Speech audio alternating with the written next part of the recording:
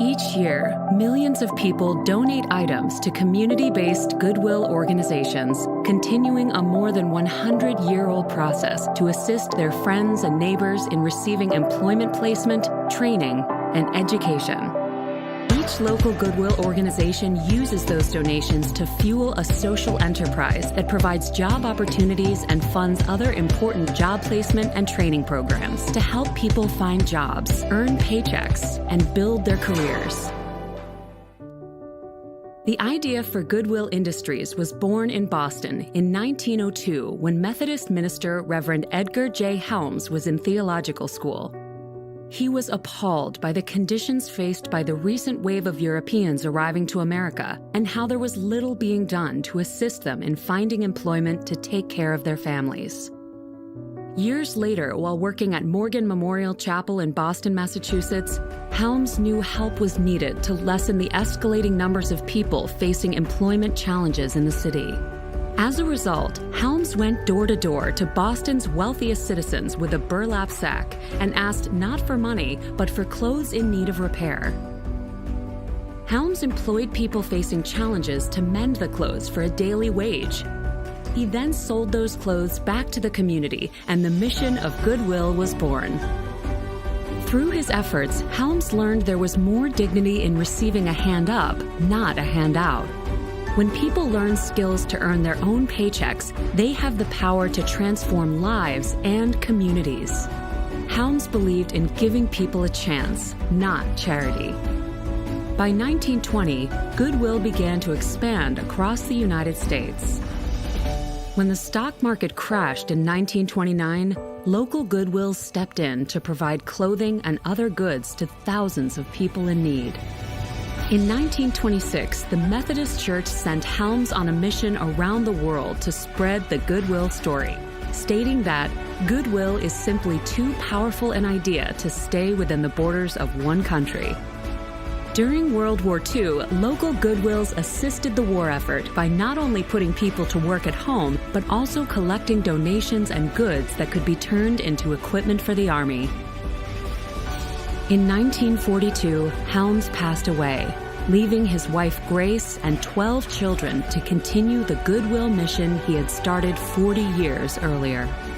Following the war, scores of injured servicemen and women returned home and experienced trouble finding work and reintegrating into civilian life. Community-based Goodwill organizations who had been helping wounded veterans since World War I welcomed these men and women and assisted them to find gainful employment. By the 1950s, Goodwill had become a household name. Families knew that by donating clothes and household items to their local Goodwill, they were helping people in need of employment.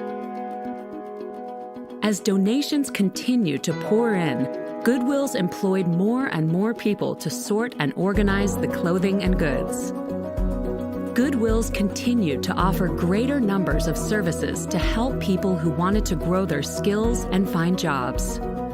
Decades before the U.S. Congress passed the Americans with Disabilities Act, Goodwill was changing attitudes about the importance of people with disabilities in the workplace. In 1968, the now iconic Smiling G logo was designed to represent the Goodwill name and the smiles that come from helping people help themselves. Goodwill organizations continue to grow and innovate over the next few decades. In 1973, the first in many coming innovative donation center drop-offs opened. By 1999, ShopGoodwill.com, an online auction site featuring items donated to and posted by Goodwills, was launched across the network. By its centennial in 2002, Goodwill had grown from humble origins into an international nonprofit organization providing employment placement, job training services, and other important services to millions of people. Every Goodwill determines the most relevant services to its community. Most offer opportunities for youth, older workers, veterans and military families, people with disabilities, and other people who face challenges to finding employment. In 1902, Helms had a vision, which later evolved into the social enterprise that it is today across the U.S. and Canada, along with a goodwill presence in many other countries. His dream for expanding the mission to reach around the world continues to benefit millions of people every year, with a hand up toward a brighter future for themselves and their families.